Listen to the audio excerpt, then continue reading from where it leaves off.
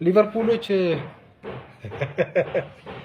አሁን ላይ ያወሩት ያለው ወሬ እኛ 1 ነጥብ ምናምን አያሳስበንም፣ በ1 ነጥብ የምንደናበር ክለቦች አይደለንም ይላሉ። ዝቅ ብታደርጉ እኔ ዳይፐር ለብሰው ነው ይሄንን እያወሩ ያሉት። ብቻ በጣም ደስ የሚል ምሽት ነበር።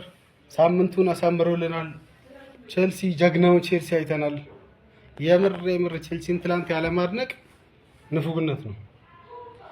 ቼልሲ ትላንትና ልዩ ነበር። በቃ ልዩ ጥግ የደረሰ በራስ መተማመን ነበር ያሳየን።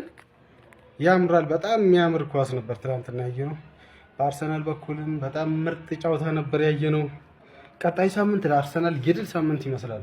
ተከታታይ ቀጣይ ሳምንታት ማለት ነው። እንደተናገርኩት የሊቨርፑል ቀጣይ ሳምንታት በጣም ፈተና ነው። ዩናይትድ ከፊት ለፊቱ ይጠብቀዋል። ይሄ የሞተው ኦልትራፎርድ ላይ የተቀበረው ቁዝሚ ሁሉ የሊቨርፑል ቀን ይነቀላል። ሌላ ዩናይትድ ነው የምታየው፣ ልክ እንደ ማታው ቼልሲ ማለት ነው። ብቻ ታምር ድጋሚ እናያለን ብለን እንጠብቃለን። ሊቨርፑሎች አሁንም እየፎከሩ ይገኛሉ፣ ግን የሚያስኬዳቸው አይመስልም። አይራመዱም፣ አይሻገሩም።